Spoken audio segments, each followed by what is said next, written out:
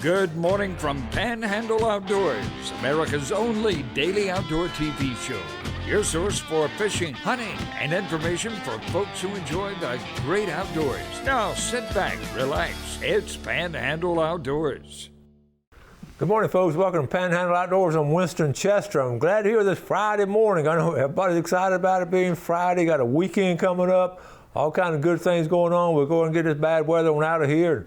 Maybe things will straighten up and we'll have a good outdoor weekend. Now let's look at our weather brought to us by Haney Technical Center. We're looking at a high today of 68 and a low of 43. What's fascinating is this water temperature has dropped back down to 61.3. Now this is Friday. I just looked up last Friday because remember last week I was telling you about, going up like this? Last Friday, the water temperature was 68.5. This morning is 61.3, coming out of the same NOAA buoy. So that's a 7-degree drop in 7 days. So that's pretty strong. And again, we talked about the currents going through. I mentioned that and all, but also that really cold weather brought it down. But it just shot back. It really just went right back down. And that's what happened. The river reading, that place go Bluntstown, is at 17 foot. We're dropping out a little bit. It's still high and a lot of debris on the water. The Choctawhatchee at Caryville, it's right at 9 foot, and it's probably going to be going up soon too. So both rivers are moving pretty strong as far as having some high water. Tide chart brought to us by Kent Forest Lawn here on 23rd Street. Low tide this morning at 7:02, and the high tide is at 8:43. Now, our wind direction is going to be coming out of the west, northwest at about 6 to 7. Also tonight we have a new moon, and we're going to start. We had a full moon, got a new moon coming up, and next week we'll start waxing, and it's going to be some good dark nights if you do want to get out do some night fishing. And the wind's not going to be too bad, so might be a good time to do that. All right, let's take a break. We'll be right back. All right, welcome back. I got an email here I want to share with you. And you remember last year I had Taylor McGuffin on. Taylor came in, we're talking about predators and all. He was one from up there, and he was hunting up in Lower Alabama.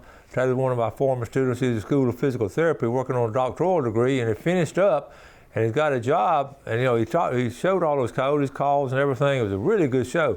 Well, we finished up now. He's working up there in the Carolinas. He's got a job up there. He got married and doing real well, and he stays in contact with me. He's a consummate outdoorsman. He loves duck hunting. So he just sent me, I'm going to show you the picture first now. J. Taylor McGuffin, PT, Doctor of Physical Therapy and all that. So that's good. He's doing well, but loving outdoors. So I'm going to show you the pictures. I'm going to read the email right here to you. Hey, Coach, hope you're doing well. I haven't had a chance to make it down there lately, but I thought I'd send some pictures of my West Virginia, I said Carolinas, West Virginia, of my West Virginia trips. We've been doing pretty well duck hunting lately. However, this year, the Atlantic flyway mallard numbers, and this is interesting because you have those flyways, the mallard numbers in Atlanta flyway, they're dropped from 4 to 2 ducks. Okay, that's the limit. It was 4, now it's 2 mallards with only 1 hen per day. Due to this, my hunts have been pretty quick lately. But watching the birds work the decoys and come in nice and close makes getting up at 4 a.m. to limit out on 2 ducks in 10 minutes worth it to me. You have to be careful. And you got to be careful. You got to really identify the birds because you got to pick out that female. You don't want to shoot the female, so you got to be careful. So anyway, send some pictures. I got a couple more pictures you sent. Here he is here. Okay, getting up at 4 a.m., getting a limit pretty quick. Love mallard hunting, and he's in a good place up there to do it off the West Virginia area. Let me see. Got his truck all packed up and everything. Got a sled. That sled is good. One more of them. Good job, Taylor McGuffin. One more. Well, he sent, you can tell it's West Virginia, can't you? And one more. Okay. So I wanted to show those. Now, a couple more pictures I wanted to show. This is interesting. I got this picture from Amanda Whitehead. Hey, okay, see Amanda's up there in Tulogia. This is McKenna Patton. She is my niece, not blood. My mom and I are best friends. But she killed her first buck on Monday evening at her grand and papa's house next to your land on Abe Chester Road. It's a 3-point. She'll turn 16 in a couple of weeks. She goes to Liberty County High School and loves hunting, fishing and is an amazing singer. So here's a picture right here. So good job, McKenna. I'm proud to have your picture on the show, and way to start. I'm glad you enjoy hunting and fishing up there. You're in a great place for that. Okay, let's see. We got this is interesting. They had a gun rally the other day. Somebody posted this. This is from that gun rally. 10,000 guns in a 3-mile radius, and literally no one died, but 6 people were shot yesterday in Chicago. How does gun control work? Anyway, that's interesting, and that's I know so many of us feel that way. It's really not. It's not the gun. Bubba Hart now is looking for some. If you're looking for a job, Bubba's got some openings up there at Hart's Marine. It's cold this week, but the seasons, they're already getting ready for spring with the boat season coming up. So go call Bubba and tell him you're looking for a job, especially you retired people. We're talking about our Tess Randall Jolly, our photographer. We're talking about outdoor photography. This is beautiful. We just looked at this, and again, you're looking at some of the things that are striking about this picture. This is not, this is out in the wild up there in her property. She had a lot of patience to get this just right. But the first thing I noticed is the color. Those young fawns, the young deer, that brown color, and then as they age and get older, it gets some more of a lighter color to it. But isn't that spotted fawn? Now, that's a recent picture, so it's fascinating to see that, and a great picture by Tess Randall Jolly. Okay. Also, we got some quail seasons right around the corner, and we've got some hunting. We were talking about it yesterday, dove hunting, but quail hunting you can do it on public land. But there's only a few places to do it, and they really sort of don't talk a lot about it because they really don't have a lot of quail on there. But they do want to present an opportunity, and I found a place to do it in our viewing area, the Apalachicola Wildlife Management Area. It's already closed now. We passed those days, but look at the Blackwater down at the bottom. It's a quail enhancement. In other words, they put quail there, and they're trying to get them to adapt. But we have dates coming up. You can go this weekend. You can go tomorrow. You can go to 29th, and then February 1, 5. Well, we've got 4 days in February you can go on a quail enhancement area. So that's something exciting to look at. Okay, let's go ahead and take a break. We'll be right back. Okay, welcome back. You remember the other day we had Steve Shea on. I got so many compliments on having Steve on. He'll certainly be coming back, and he does a really good job, and I got a lot, that feedback was good. I'm going to get a hold of him and let him know how much y'all enjoyed having him. But listen, Ronnie Fowler of L&R Construction just sent this picture in, and we were talking about how those coyotes, how they really get after the young deer and everything, and how the hunters and all the big landowners are now trapping them during fawn season. Ronnie sent, okay, I'm going to have to show this over my phone, okay? Got a couple of pictures to send you. Okay, I'm going to read it. Before hunting season, a coyote caught fawn in front of one of our cameras. I'm going to try to blow it up. Let's see. And that's in front of, this is right here locally, folks, and this is exactly what Steve was talking about, and this is exactly what these coyotes will do. And this is off a game camera here locally. So Ronnie, thank you for sending that, and that gives you an idea of what's going on. And when Steve's talking about it, that's a prime example of doing it. And it's just something, it's one of those situations where it's nature, but at the same time, the coyotes can really put a hurting on them. And I had no idea the ratio was that low either. With dawn and with everything. So, okay, I got a couple other pictures. Speaking of, let me see. We're going to read this one right here. Amanda Whitehead sent me that picture of the young girl with the 3-point, McKenna, and she was sent it from her tree stand, and she was texting me up there, and she was at a tree stand at Whitehead Landing, and she said, then I asked her, how are you and the family? She said, I'm sitting in my stand at Whitehead Landing this evening. Okay, I got up there. So I said, we're doing fine. How have you been? I'm sitting by my fire I just built. And she's sitting in her stand. Oh, she said, she hesitated a little bit, and then she sent me a picture. Just got me a 4-point. So here it is right there. She was actually texting me when her 4-point walked out. So good job, Amanda, up there in Telogia. And I know you've got a good. She's an excellent hunter. She really gets after it, okay? Now let's go ahead and we'll add what I'm adding. We want to add some names before I forget. We're going to draw shortly from now. I want to go ahead and add these names. Okay, how about Heather Taylor from Panama City and Chad Taylor, been with us a long time. From Ebro, Leonard Dean. From Abe Springs, Lori St. Clair. From Lynn Haven, Ronnie Matthews. Ebro, Linda Dean. And that's going to catch us up on that. One thing too, I want to talk about the firewood. I had some information for you on the firewood, what burns good and what does not burn good, and I don't know if I can pull it up. Let me see. I got it right here.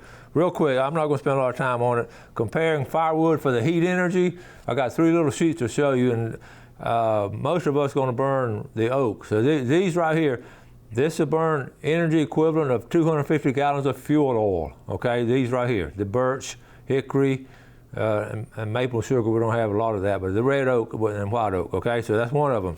All right, the other one, the next category is equivalent to 200 gallons, so that's just right under it.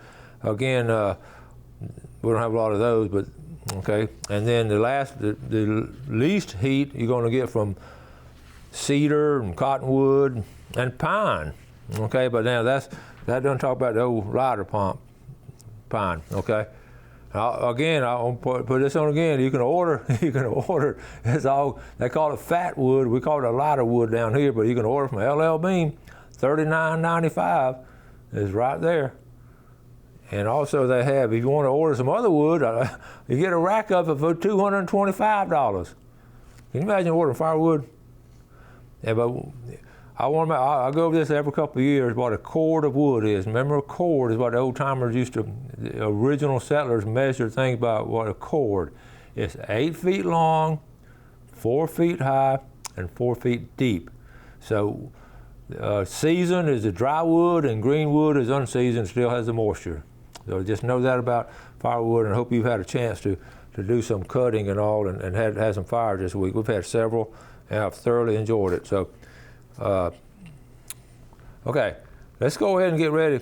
I got let's see, several other emails too. One of the things I want to talk about the wood duck boxes. You know, we're talking about doing things in cold weather, and I was trying to think, you know, cold weather, you always want to make stuff and do stuff with your hands and get with your kids or your cousins or whatever and maybe work on projects. And we always had our students doing this kind of stuff. And I talk about wood duck boxes because they're very simple to build. And I was working on it last night to present it to you this morning. You know, you can buy wood duck boxes, but you can actually get with someone and build them. They're not hard to build. Of course, you want to use, okay, I've got a couple. I looked this up online. And this is just, cutting out, he's cutting out the wood. You can get the plans, you can go online and get the plans from Audubon or all kind of places have. But basically this is what you do, you just lay it out, you have it cut up, okay? And then you put it together. Okay, it's a little simple plan. Or you can, like I say, you can go buy them. And cypress is the wood you want to use, but you can buy them at a little Buffalo, okay? And they're $62, found out 2 or 3 more. Here's one from Audubon, even have Audubon on it for $71. But we're talking about a storm. Then I thought this would be a good deal because this is a kit all laid out. It's 3 of them for $122. So that's not a bad deal if you want to build 3 and get them out there. We've talked about though how the wood ducks have, when the storm came in, it not only blew all those wood duck boxes away, it blew the trees down where you put them in there. So you may have to put some poles down. You even put a metal pole down. You want to put it down, of course, off the water, and you want to lean it forward a little bit. So when the hatchlings come out, you want them, when they come out, that's where you want them to fall into the water. You don't want to lean it back where they have to climb up and all kind of little things you can look up. You want to hold facing the water, and not the wood, because they're going to come flying into that hole like that. So wood duck boxes are prevalent in areas that we have, like Deer Point Lake and those areas like that. They were prevalent. Now we just don't have very many. So I know Lake Seminole up there, Lake Talquin, and all these little creek ponds off the creeks. Go ahead, Sand Hill Pond, go ahead, back off in the corner, way back up there. Put a couple wood duck boxes up there, and that's going to give you something to do. during this cold snap we're having coming up in the next couple of weeks. And then, because spring will be here before we know it, and they'll be using it. So I want to encourage you on wood duck boxes, okay? All right, let's get ready for our giveaway from Tarpon Dock Seafood. This will be our important. It's always important, and we're filling up, folks. And they're coming in daily. We're going to get a bigger jar. A $20 gift certificate. Let's see. That's going to be Debbie Colmetz from Ponce de Leon. Debbie Colmetz. All right. Come down and get you something good to eat. It's a big red snapper. I can't get one. And all the way from Westville, Versi Cruz. All right. Congratulations on those folks right there. And I've got a good fishing report coming up. I got to talk to Larry Brown last night. I had a long chat with him about what's going on. We're going to concentrate on the Choctahatchee Bay system and show what's going on over there. So let's take a break and we'll be right back with our fishing report. All right, welcome back, folks. We appreciate you watching today.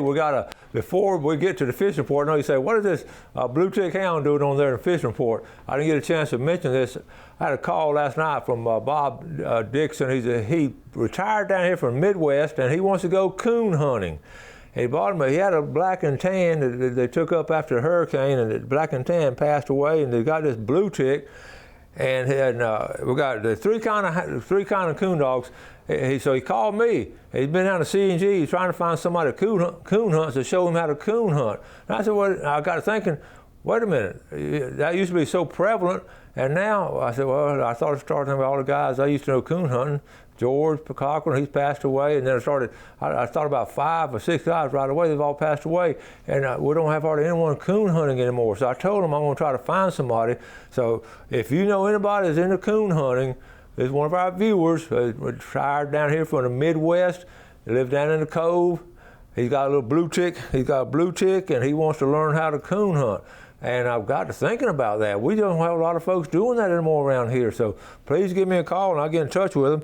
There's 3 main, I just want to show you, this is a red bone coon hound, okay? That's a red bone, and that's a tree and walker. And coon hunting is just a neat, it's part of our Panhandle heritage. It's part of the southern dog hunting heritage. They chase that coon, and the coon gets up a tree. You don't shoot the coon or anything. You just listen to dogs, and my granddaddy used to do it when I was a little kid, and I'd get scared because it's so dark in the woods. But anyway, it's just one of those things that not many people are doing anymore. So let me know if you know about doing it. Okay, let's get to our fishing report real quick. I want to read this from. I got a fishing report from Larry Brown. He sent me an email, and we also talked. This is him over here. Larry lives over there on Bunker and all. And okay, the water temperature. Now this is good. It's 49.4 in the river. That's the river water temperature in the Choctahatchee River. The bay is 2 to 3 degrees lower. So he always knows that the bay is going to be about 3 degrees lower than the river temperature. Now Larry is so good at what he does. He's out there all the time. He missed that cold snap, but he called me back yesterday when he got a chance to go back. 50 miles upstream, it's up a little. We're talking about the river high, but the tides, he said the tides have been so low down there in the Choctahatchee Bay, the high waters are going right on into it. So on the lower end, it makes a lot of sense. On the lower end of the Choctahatchee River, the river's not that high, but 50 miles upstream is high. Some holes around the edge of the bay are holding a few trout. So again, you want to look for those holes where the trout are. And then also the intercoastal, listen to this now, the intercoastal is best for trout and is using peeled shrimp. Reds are everywhere and fish the outgoing tide, so that's good information on the redfish.